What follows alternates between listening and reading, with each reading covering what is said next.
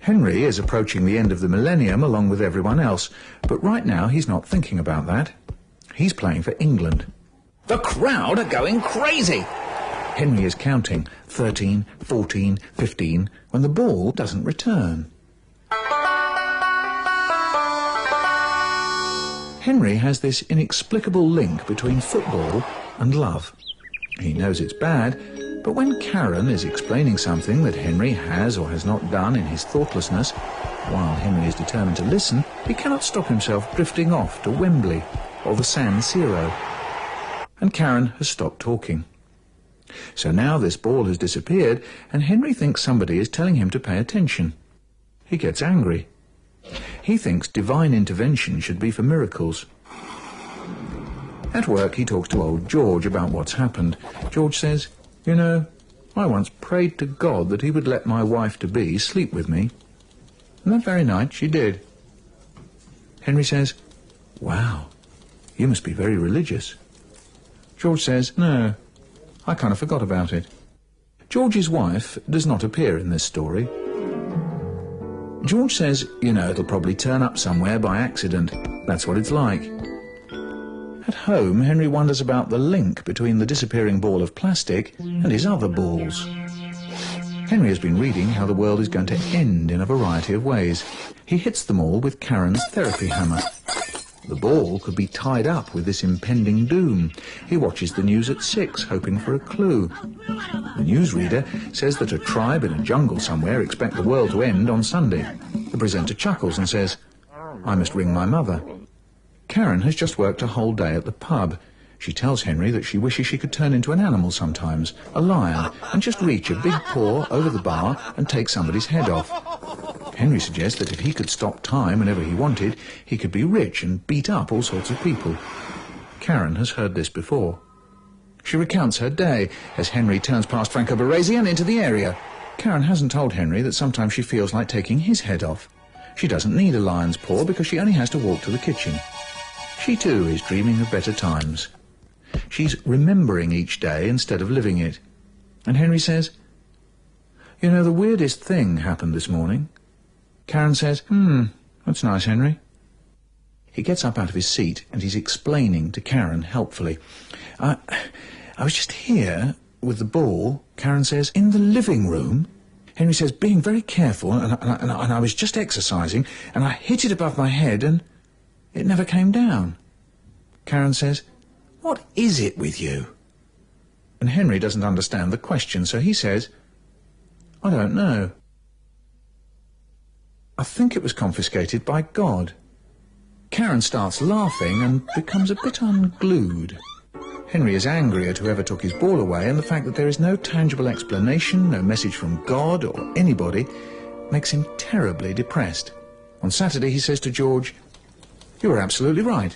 It turned up in the last place I looked." He's hoping to catch George out, hoping that George has had the ball all along and he'll react to Henry's bluff. But George just nods. "That's nice, Henry," he says. Henry says, "George, if I bore you, then let's get a divorce." George laughs and slaps his desk. "That's a good one, Henry," he says. That night, Henry dreams that the ball got hit by microwaves and imploded. He wakes up and it's Sunday, maybe his last day. He rubs his balls again and gets a strange mental picture. He searches the living room again. Karen says, "I can't stand this, Henry. You don't talk anymore." Henry says, "I just need to find out about the ball. That's all. We've got a few hours left." Karen thinks, "I should be the one shaking my head, not you." And she crouches down and shakes her head right back. Karen says, "I found your stupid ball. I killed it. With the bread knife." Henry says, "You killed it?" First as a question, then as an accusation. "You killed it?" Karen says, "Yes, and I'm proud." On Monday, the news presenter says, Embarrassment for the tribe who expected the world to end on Sunday. He tells the story again. Henry says, I bet you didn't ring your mother, did you? He says to George, me and Karen split up. George says, why? Henry says, she burst my ball. George says, you split up because of that? Yeah, Henry says. George says, well, I'm sorry to hear that, Henry. Henry says, don't worry about it.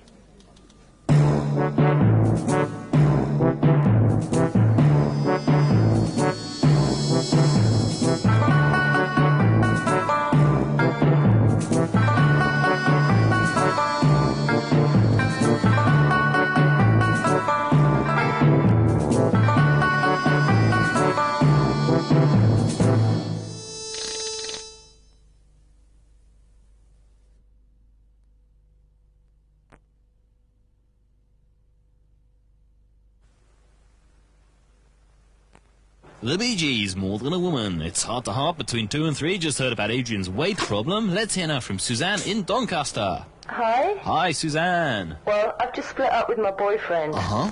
Because I've got this picture on the wall of my flat which my nan gave to me, and my boyfriend, whenever he comes round, complains about it. Right. And I tell him I don't like it either, but it's got to stay up, otherwise I feel guilty. It's got sentimental value. Yeah, then last week he replaced the picture with another one and said it should have even more sentimental value because he bought it for me. Well, that's just not on. I mean, he's not your nan, is he? No. Is she alive? Yeah, in Great Yarmouth. Fantastic place. What was the picture of? The old one or the new one? The both of them.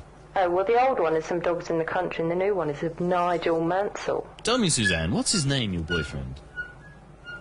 Ian. Well, Ian, if you're listening, I think you should get in touch and sort it out. Dogs on a farm sounds lovely. Can you see him coming back, Suzanne? No. Is there a song you'd like to hear? Dance and Quitting. Suzanne, thanks for your call.